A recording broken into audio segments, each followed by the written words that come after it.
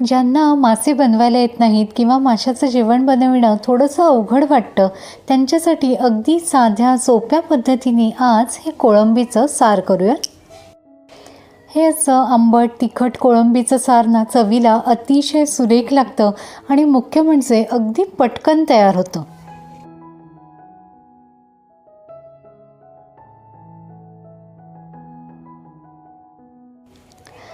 या अशा थंडीच्या दिवसांमध्ये मस्त असा गरमागरम वाफाळता भात, त्यावर आंबट तिखट असं कोळंबीचं सार, अगदी हवा हवाचा वाटणारा बेत. सगळ्यात पहिले आपण वाटण करूयात. वाटपासाठी ना मी इथे ही भिजवून घेतलेली बेडगी मिरची घेतली. बेडगी मिरचीमुळे ना साराला रंग अगदी सुरेख येतो. एक 5-6 पाकळ्या लसूण घ्यायचे, 1 चमचाभर धणे आणि अर्धा चमचा बडीशेप घ्यायचे.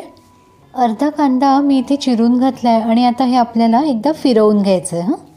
हे असं थोडंसं फिरवून घेतलं की यामध्ये ओला नारळ घालायचं आहे. लहान नारळाची अर्धी कवड मी इथे घेतली आणि आता हे आपल्याला लागेल तसं पाणी घालून अगदी बारीक गंधासारखं वाटून घ्यायचं आहे. कढईमध्ये अगदी चमचाभर तेल घालते.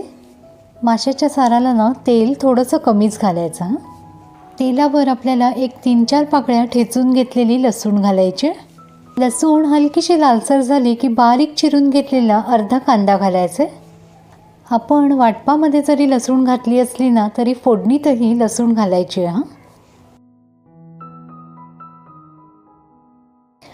कांदासुद्धा हलकासा परतला गेला की यामध्ये आपण करून घेतलेलं वाटप घालायचं. वाटप ना जमेल तितकं बारीक वाटून घ्यायचं, म्हणजे साराला एकसंधपणा छान येतो. पाव चमचा हळद घालायची आणि सगळं व्यवस्थित असं हलवून घ्यायचं. बघा, आपण वाटपामध्ये मिरची लसूण सगळंच कच्चं वापरलं आहे ना, त्यामुळे या सगळ्याचा कच्चा दर्प जाईस्तोवर वाटप छान असं परतून घ्यायचं आहे. अगदी तेल सुटेस्तोवर परतण्याची अजिबात गरज नाही आहे. साधारणपणे 1-2 मिनिटं व्यवस्थित असं वाटप परतल्यावर यामध्ये एका बटाट्याच्या या अशा फोडी घालते. या कोळंबीच्या सारातील बटाट्याना अगदी सुरेख लागतो, तेव्हा नक्की घालून बघा आणि आवडत नसेल तर नाही घातला तरी काहीच हरकत नाही. आता हे असं पोकळ झाकण ठेवायचं आणि हे वाटप बटाटा आपल्याला छान असं वाफवून घ्यायचं आहे. झाकण नाही घातलं ना तर हे सगळीकडे उडतं, त्यामुळे हे असं पोकळ झाकण घालून छान वाफवून घ्या.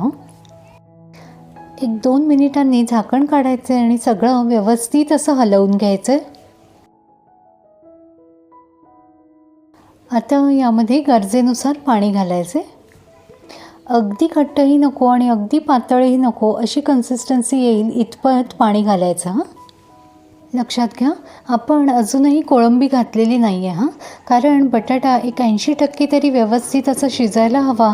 नाहीतर कोळंबी आधीच घातली ना तर ती अति शिजते आणि मग ती रबरासारखी लागते. चवीप्रमाणे मीठ घालायचं आणि झाकण घालून बटाटा व्यवस्थित असं शिजवून घ्यायचं. साधारण 1-5 मिनिटांनी झाकण काढते. सगळं व्यवस्थित असं तळापासून छान हलवून घेऊया.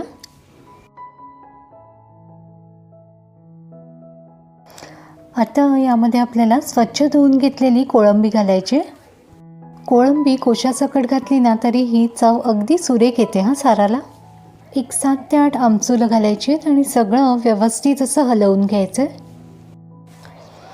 आता जरी हा सार आपल्याला थोडंसं दाटसर वाटत असला ना तरी कोळंबीला स्वतःचं असं पाणी सुटतं आणि व्यवस्थित असा सार तयार होतो.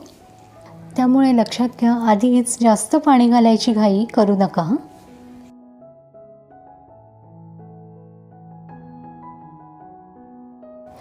बघा, इथे सगळं मी व्यवस्थित असं हलवून घेतलं आहे. आता यावर झाकण घालायचं आहे आणि फक्त 1-2 मिनिटांची वाफ काढून घ्यायची.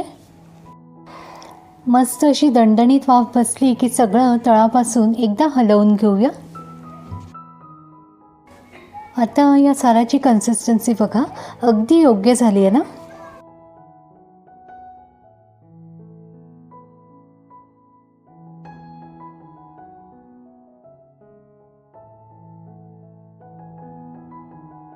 इथे आपलं कोळंबी बटाट्याचं मस्त असं आंबट तिखट सार तयार आहे.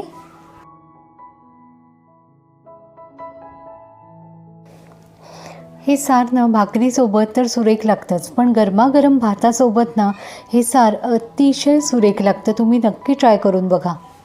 अगदी साधंसं असं हे कोळंबी बटाट्याचं सार तुम्ही नक्की करून बघा आणि तुमचे अभिप्राय मला जरूर कळवा. धन्यवाद.